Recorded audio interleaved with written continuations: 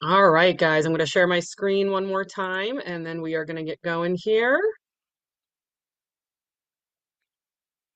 All righty.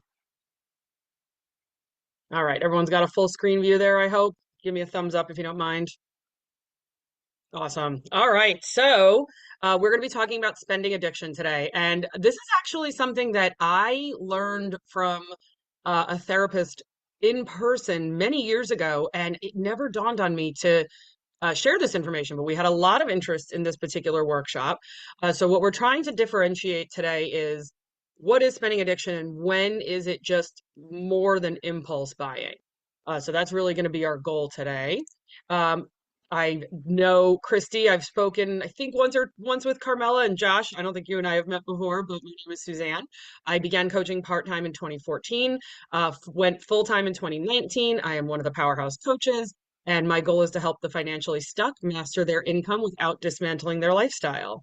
So I like to work with people who are making a lot of money, but are kind of afraid to get themselves under control because they don't want to, stop shopping at Whole Foods. We've got a bunch of stuff coming up, so make sure you check the website. We have a deep dive this week. We have a coffee talk coming up next week. And then if you are part of PCC, the monthly membership is $37. That gets you all of our video trainings. All of the ones that cost $37 are in there. So $37 a month will get you all of the video trainings we've ever done, as well as the documents cache, which has a lot of great information. I just uploaded a document called Boundaries in Time and Money, and it's a quiz that you give to clients to help them figure out if where their boundaries are healthy and where they're not so healthy. All right, let's get started with our spending addiction. So, what is the definition of spending addiction? How is it different from retail therapy? What questions should I be asking as a coach? When do I refer my client to a professional? And are there any other methods to help my client? So, here we go. Spending addiction is a behavioral addiction. So, I want you guys to think of gambling, alcoholism, smoke. If you want to throw smoking in there, like this is something that is compulsive. The other names for it, other people will call it shopping addiction, compulsive buying disorder, or anomania, I believe is how it was pronounced. I had to look it up twice. I'd actually not heard the clinical name of it before, but this is something that people need to seek help for if they do truly have a spending addiction. So, how do we define it? It's an obsessive or uncontrollable urge to buy things. Not that it doesn't just stop there. So it is an uncontrollable urge, but then the act of continuing to do so, even though we know better, has had negative consequences in our life. So there are people out there who might go. I actually had a client who was like obsessed with going to thrift stores. I mean, if she was spending $30 every single time, that was about it. It wasn't really breaking her budget. So she had an uncontrollable urge to buy things, but she wasn't spending $300 every time she went out. It never had a negative consequence in her life. So I would not have put her in the spending addiction category because the continuing act of it really didn't make a difference. She just ended up having a lot of crap in her house and she needed to have a big yard sale. So I wouldn't have said that she had a spending addiction in that situation. However, 5.8 of the US will experience this, and it can be cyclical based on what is going on in your life. Typically, there are, what a doctor would call comorbidities, stress, anxiety, depression, some sort of traumatic experience, or another compulsion. Spending addiction is strongly tied into alcohol addiction. People drink too much, they spend too much money, and now we can do it online. So it's particularly bad when it comes to tying it in with alcohol consumption. This is what our culture has taught us. Whoever said money can't buy happiness simply did not know where to go shopping. This is the differentiation. So this is kind of my little turning point here where we're going to differentiate between retail therapy, which is what Bo Derek is talking about here, and spending addiction, because we as financial coaches, we can get a little particular and maybe we think our clients who are just using shopping to get over a bad day, get over a fight with their spouse. That's more retail therapy. It may not be a shopping addiction. So we don't want to over diagnose a problem if we don't have to. Retail therapy, like I said, it's supposed to help your mood. You had a bad day at work, you got into a fight with somebody, your kids are being crazy, you just dropped them off at school and you're like, I'm going shopping or whatever I'm doing. I had a client, a male client, who literally every single time he had a bad day at work would buy 4 or 5 books. And so that was more, and it would make him feel better, but then he'd end up with this stack of books that he couldn't read. So he didn't necessarily have a spending or shopping addiction. It was just more of coming to the realization of, hey, you had a bad day at work. He hated his job. Um, you're going to do X because of Y. We already know that. So once we kind of had that nailed down in place and he was able to identify that behavior, the behavior pretty much stopped. So that was not a spending addiction. Again, the spending addiction comes in when it's compulsive. They're unable to control it no matter what, versus retail therapy, which is just really a method to deal with a negative emotion. All right, here are our questions. This is where I told you to get your pens and pencils out. So, first question is going to be, and these are the questions you're going to administer to your clients if you really believe this person might have a problem. This might not be retail therapy. This might be an addiction. Has your shopping or spending ever caused tension or problems in a relationship? Um, Typically, this will be easier to answer if they're married, right? If, especially if you've got both spouses that you're coaching, the other one's going to start rolling their eyes and go, yeah, he went to the freaking camping store again last weekend, came back with fishing gear that he's never going to use. And so that's a pretty obvious one. It's a little more difficult when you're working with someone who's single. If they are divorced, maybe try to get a little deeper and see if that is something that caused issues in their previous marriage. If the person is single, it's going to be a little harder with this question. All right, next question. Does your spending or shopping intrude or interfere with your work? So, the offhanded comment that, oh, my boss caught me shopping on Amazon again today. It might be an offhanded comment. It might be Christmas time and you're trying to get your stuff done before Cyber Monday. But this can be a pretty clear cut if they've been spoken to by a superior, then maybe didn't hit a deadline and they've been spending too much time on their phones or on internet shopping. That's pretty clear.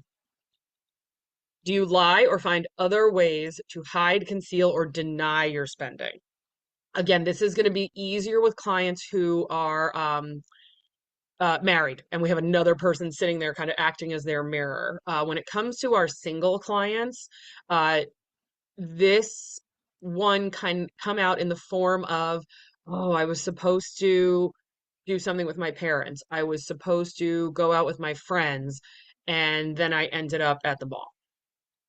I was supposed to, be over at my friend's house for dinner at 5 p.m. tonight, and I was sitting on the couch, you know, checking boxes on Amazon and cashing out. So, but then the next step to that is, and then I just told my friend I hit traffic instead of telling their friend, oh yeah, I was shopping and I just lost track of time.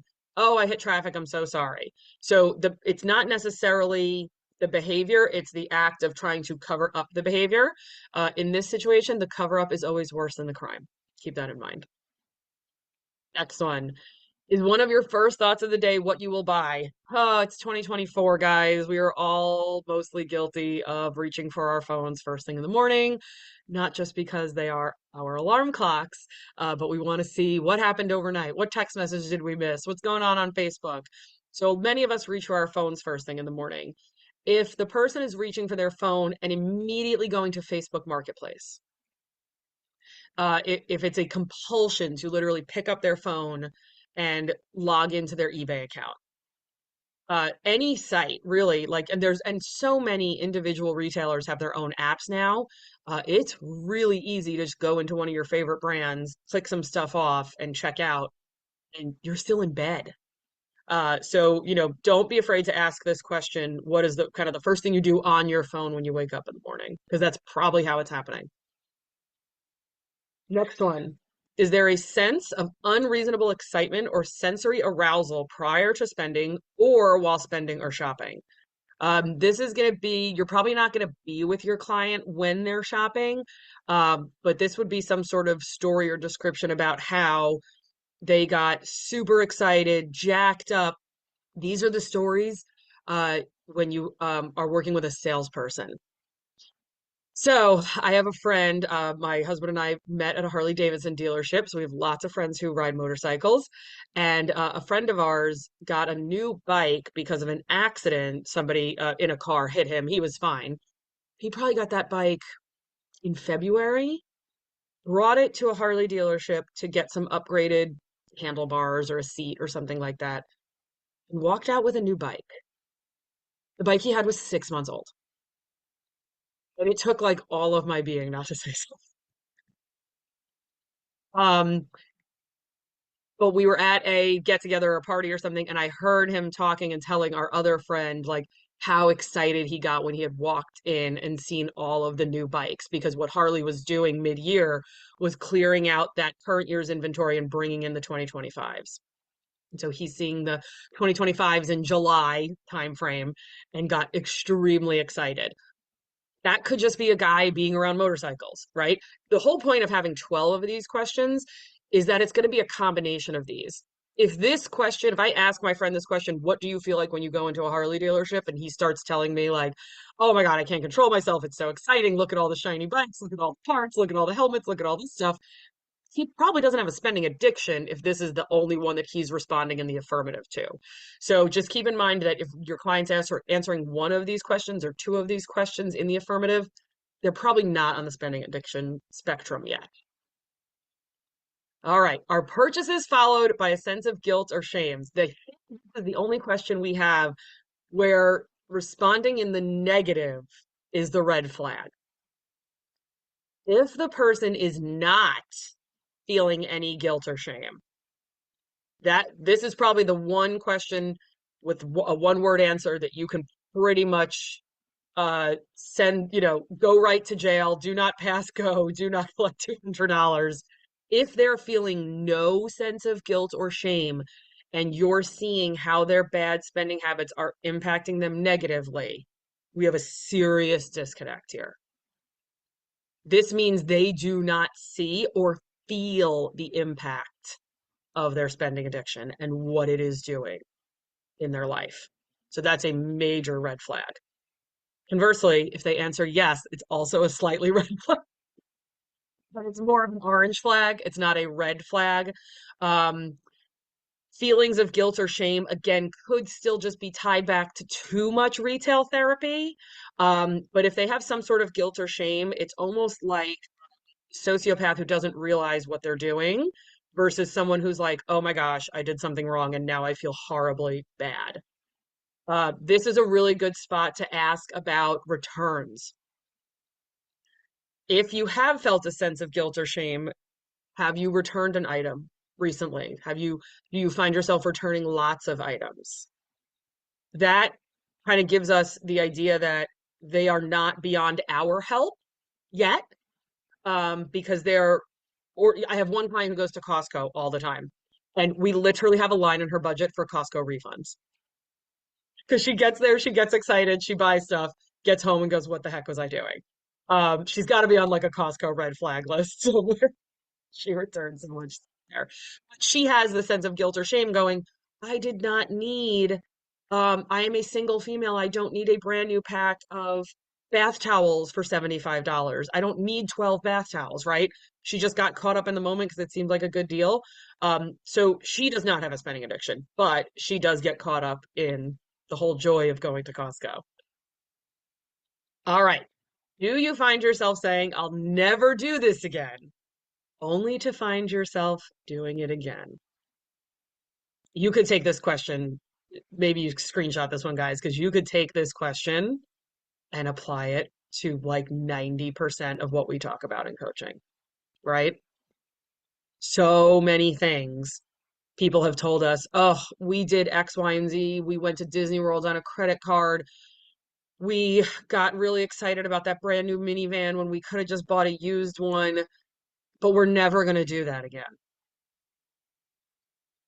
And then you find out they have two car payments for brand new cars. Well, wait, what happened with the minivan story you just told me? How come you just said we would never do this again, but we're doing it again? So this is a really good one for lots of areas of coaching because what we do as coaches is help people not to do it again.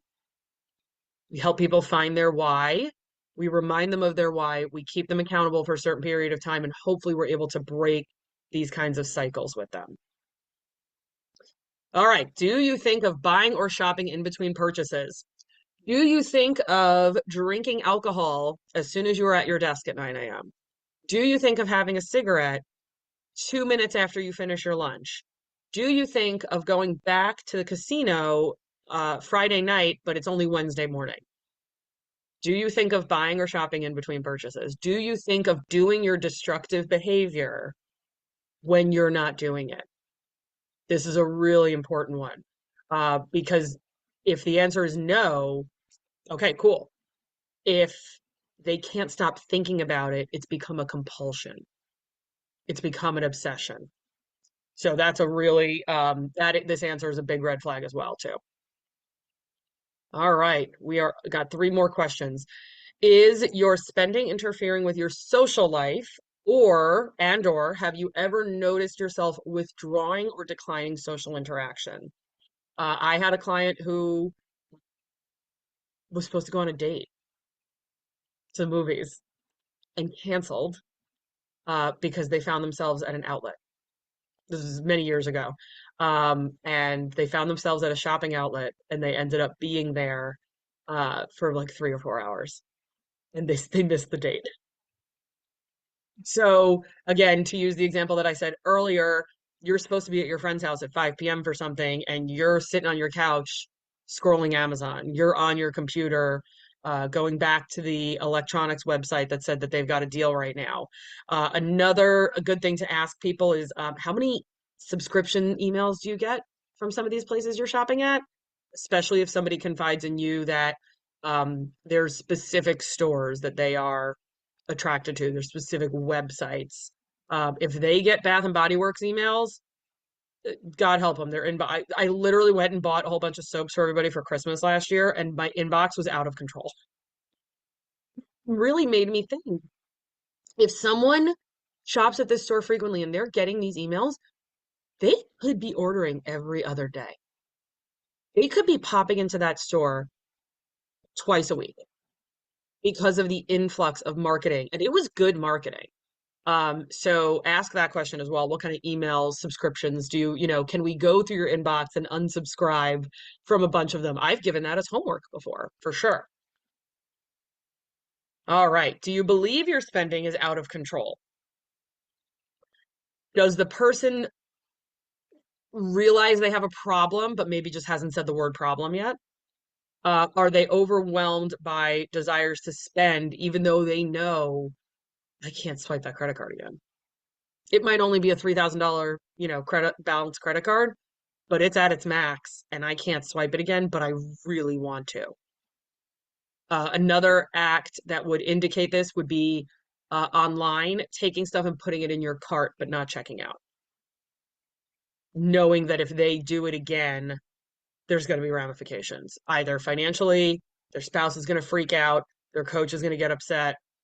So at this point, you're kind of getting to um, a borderline intervention, a little baby intervention in your meeting, possibly, not a true intervention.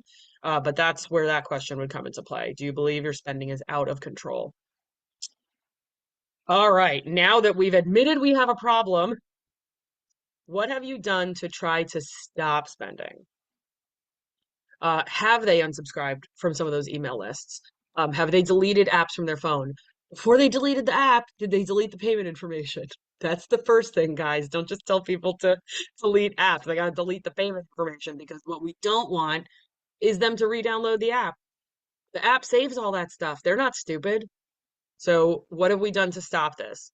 The client with the thrift store thing.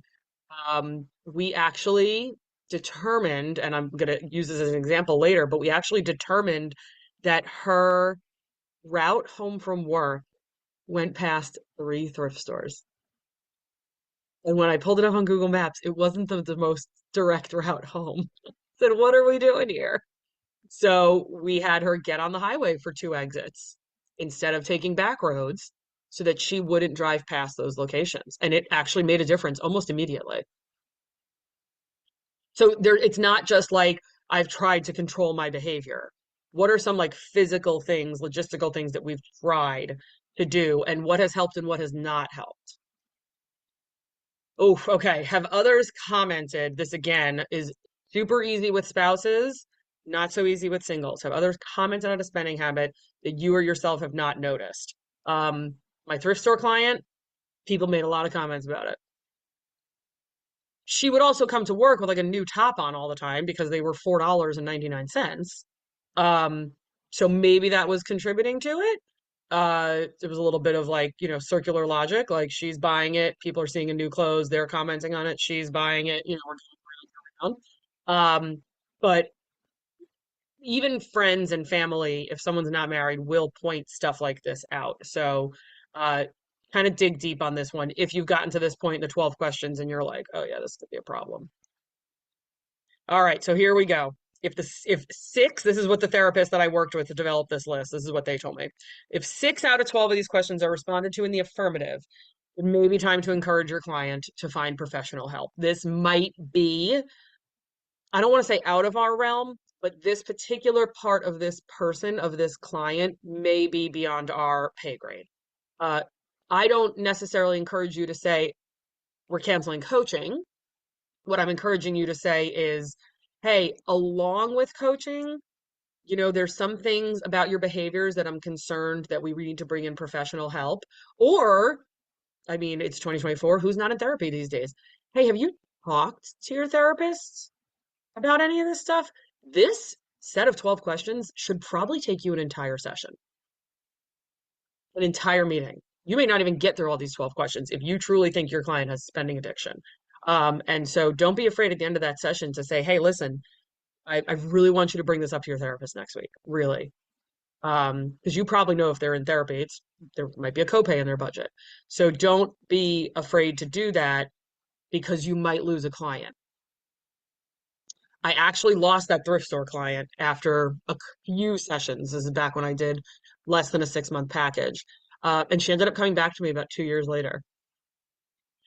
So don't be afraid to lose the client because we're maybe being a little selfish ourselves. All right, so what are some options? Counseling using talk therapy, that's going to be the number one, most easiest, most easily obtained.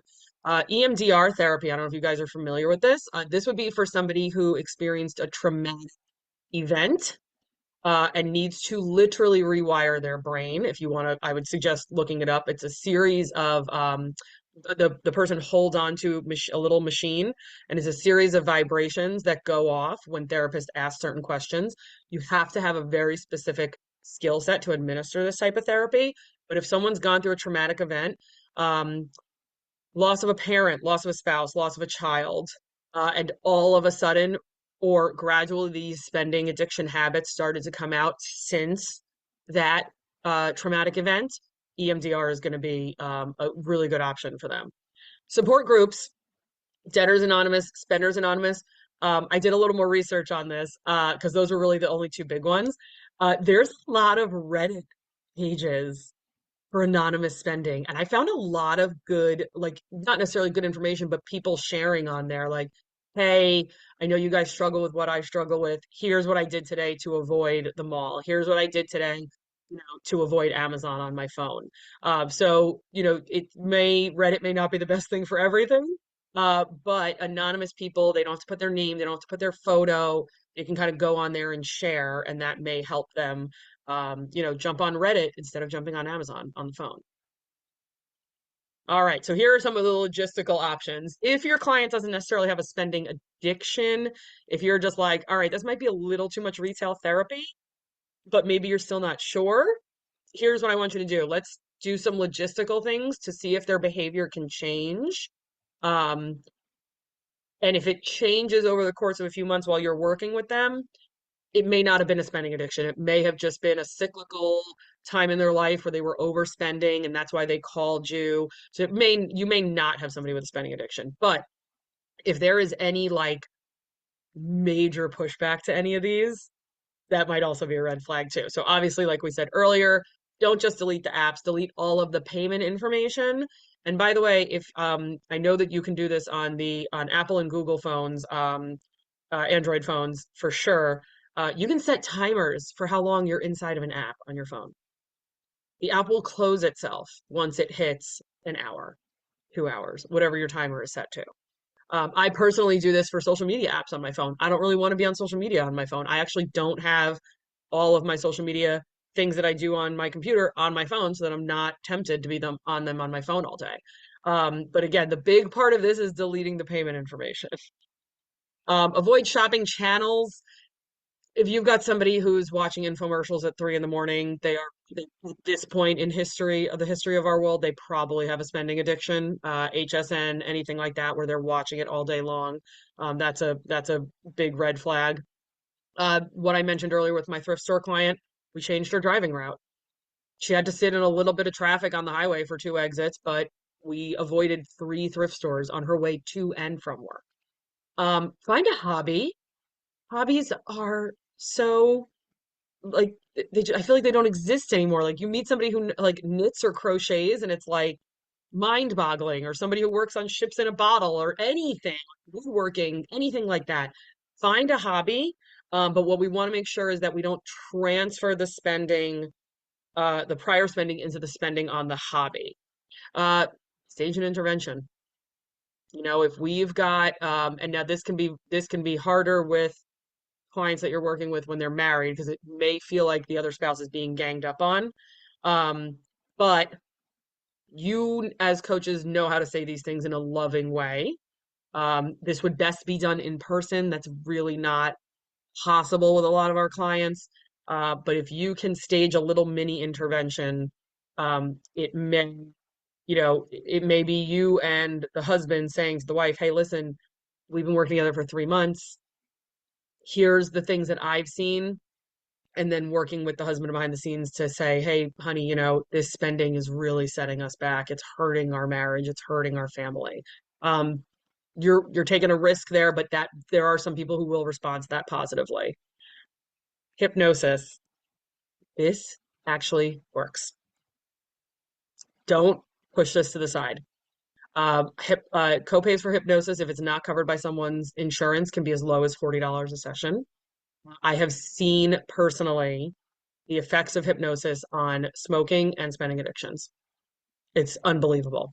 So don't discount that. Uh, in a really bad situation, we're talking about a Britney Spears moment, temporary conservatorship, where someone is just out of control, overspending, and they just can't get themselves under control, and they may ask that their finances be put under a temporary conservatorship. You should never be the conservator unless um, you are also an attorney. This should be someone in their family, a trusted family member, not us. All right. So we got through quite a bit of information in, 31 minutes. Sorry, guys. We have any questions?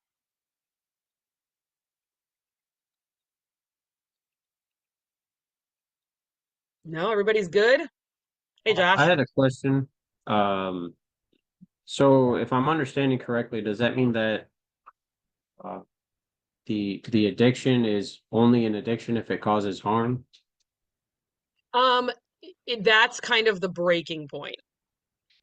If it's causing harm and they're not stopping, uh, you can go on a shopping spree and cause harm to your budget in one day. If I left my husband at a Chevy dealership with a brand new Corvette on that showroom floor, that 1 hour would cause a lot of problems. But that doesn't necessarily mean that he has a spending addiction. So it's a culmination of most of these things. That's why the therapist I worked with on these questions said minimum of 6. You've got to have a minimum of 6. We don't want to overdiagnose people. So a minimum of 6 of these questions responded to in the affirmative. Probably some of the more important ones, the stuff where it's affecting other things besides just the budget. You're not seeing your friends and family as much. You're declining social interaction so that you can go spend money. All of these, I want you to actually, like that one question, change the word in here. Is your alcohol consumption interfering with your social life? That gives you a totally different perspective of it, right? Because it's so obvious to us if someone's alcohol consumption is interfering with their social life, oh my God, they have a problem. But spending is kind of this like gray area where we have to step back and say, okay, the spending may not be bad, but now that it's interfering with social life or you're declining social activities, now it could be a problem. Budget busting, come on, guys, our clients do that all day long, right? We're only going to spend 550 on groceries this month. It's 75. I don't know where we're getting that money from the other end of the budget. It's the 18th or whatever it is. So we can tell the difference between that. But when they are, do you think of drinking in between having drinks? Kind of change if you change those words out, it will give you a pretty clear perspective. Is your drinking followed by a sense of guilt or shame? That it kind of takes it up a notch when we change the word out. Okay, so just to clarify, like if I did have a drinking problem and I was still able to function even though I couldn't go a day without a drink and still do everything, would that still count as, or in this case, spending, would that still count as an addiction?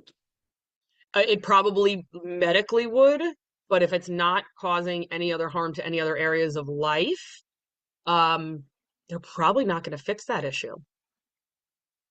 Somebody can come home from work and have 2 beers Monday through Friday, right? Somebody can run over to, oh my gosh, here's a good example. Do you guys all have Aldi where you are? Okay. So you know the Aldi aisle of shame where you go through that seasonal, that stuff over there. If that person's stopping every day and buying one thing from all the aisle of shame, it's something we probably have to talk to them about. Like, hey, this isn't going to be helpful to your budget, but it's probably not destroying their budget. So I wouldn't put that person in the category of addiction, a spending addiction just yet. Good job. Well, to take this to the smoking aspect, if smoking addiction, Do that that's one. also socially acceptable in some circles to smoke. So Mhm. it can still be an addiction, but you're like a functioning addict or something. So I just wondering if that is also would apply to this kind of shocking. Yeah, yeah. Like I said earlier, my husband and I ride motorcycles. I would say the population of the people we ride motorcycles with, 50% are smokers. I don't know what the American average is. If somebody wants to Google it for me really quick, it's not 50% of people in America still smoking. That's for sure. But is that smoking causing them any sort of health issues? Long term, yes, of course, it's going to cause health issues. Um, if their spouse has been on them to quit for 4 years and they're not doing it, and now their marriage is in jeopardy, now that behavior is causing significant problems relationally. I grew up in New York. I remember when cigarettes became $10 a pack. I think they're about 20 now. If you tried to buy a pack of cigarettes in New York City, it's about $22 a pack. That behavior, smoking, would also have financial problems tied to it in a lot of situations. So you can do the behavior. What the therapist said is just when it gets to a point of impacting other main areas of your life, financial, relational, mental, physical, like with the smoking, Josh, great point, that when it starts impacting that stuff and we choose not to fix it, even though we see this negative impact it's having in major areas of our life, we probably have an addiction issue. So would you say that social shopping is also part of this or ties into this discussion? Meaning like going out to the outlets with your friends or something like that. Yeah, like you're normally pretty good, but when you get with your friends, now you all of a sudden you just spend like a ridiculous amount and you can't help but buy stuff. No, I'm gonna throw that under peer pressure. You know, you're a kind of like a good example would be a friend of mine the other day. We had a motorcycle event, and it's actually a charity event, and my friend smoked a cigarette. He doesn't usually smoke. He just happened to be around a lot of people who were smoking cigarettes. Is that one cigarette going to kill him? I mean, maybe it took a day off his life, but you know, that's not the end of the world, right? For him, who's not a regular smoker. Um, Going out and spending a lot of money with other people, uh, that could be somebody doesn't have good boundaries, probably more than they have a spending addiction. They can't say no to spending money when their friends are with them, encouraging them to do it.